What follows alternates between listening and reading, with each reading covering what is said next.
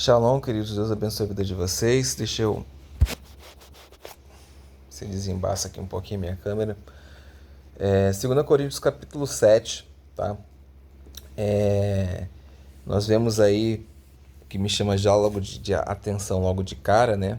Portanto, queridos amigos, por termos essas promessas, purifiquemo-nos de tudo o que pode contaminar o corpo ou o espírito, né? Ambos. E esforcemo-nos para nos tornarmos completamente santos. Então a gente se esforça para se tornar santo. Mas por que a gente se esforça para tornar santo? Por reverência a Deus. Então, lembra que Paulo está falando sobre a questão da pureza, né? Sobre a questão de você abandonar as coisas antigas, né? E não tentar conviver com as coisas antigas e ao mesmo tempo com as coisas novas. No sentido de, por exemplo, não adianta nada você tá cultuando em algum lugar, no meio de uma prostituição e de repente domingo à noite você está na igreja, né? Então Paulo fala disso no capítulo 6 e agora no capítulo 7 ele faz essa complementação antes dele começar a voltar ao assunto lá do primeiro capítulo, né?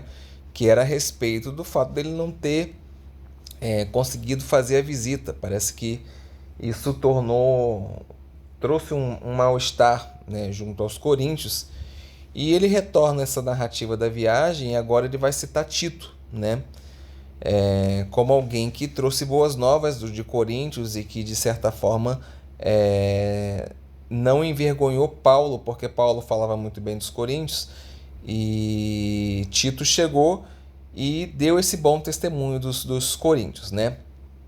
E entre os assuntos em que Paulo vai abordar, ele fala sobre a carta dele, né?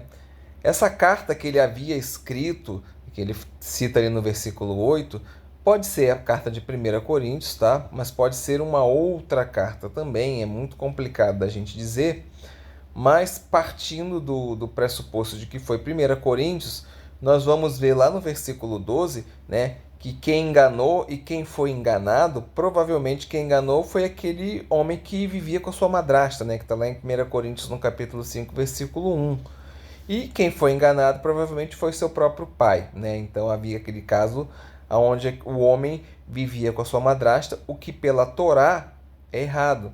Essas coisas que o pessoal que fala mal da lei não para prestar atenção, né? Ah, Paulo fala mal da lei. Não, meu irmão, Paulo está justamente condenando por causa da lei, porque a palavra de Deus diz que não deve fazer isso, tá? Mas pode também ser uma outra carta e a gente está fazendo associação equivocada. Então a gente prefere não bater um martelo, né? Mas outra coisa interessante que Paulo fala nesse capítulo é a respeito da dor, né? Existem duas formas básicas de você lidar com a dor, né? Ou seja, com a mágoa ou com a tristeza, né? E ele deixa bem claro que não há virtude quando você tem uma mágoa ou quando você tem uma dor e desapega ela de Deus, né?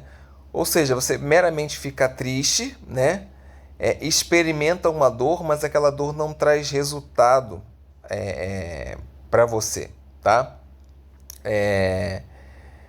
Mas quando você trabalha isso dentro de você desta forma, de você desapegar a sua dor, a sua tristeza, a sua mágoa de Deus, o que você acaba levando para você mesmo é ódio autodirigido, você mesmo que se odeia, né?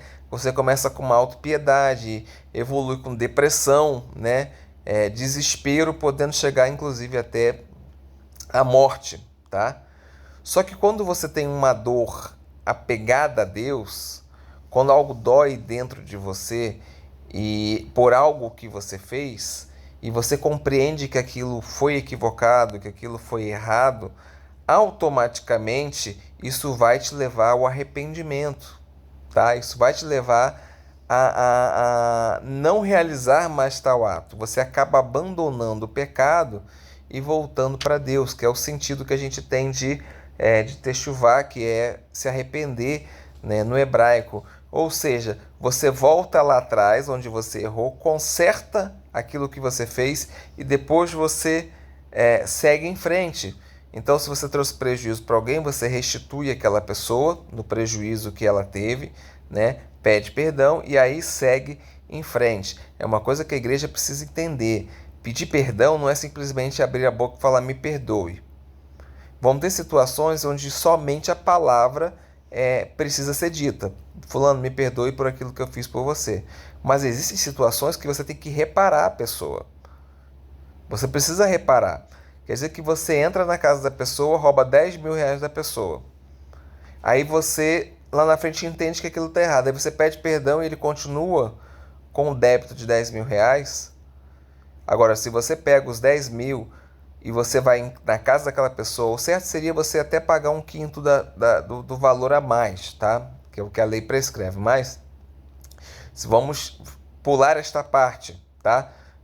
Estou anulando um pedaço da lei como exemplo apenas, tá? Mas vamos dizer que você chegue com 10 mil reais na casa da pessoa e fala assim, fulano, olha, eu te roubei. Eu não tive uma conduta adequada contigo. E eu quero te pedir perdão, toma aqui os seus 10 mil reais. Eu vacilei contigo, você tem todo o direito de não confiar em mim.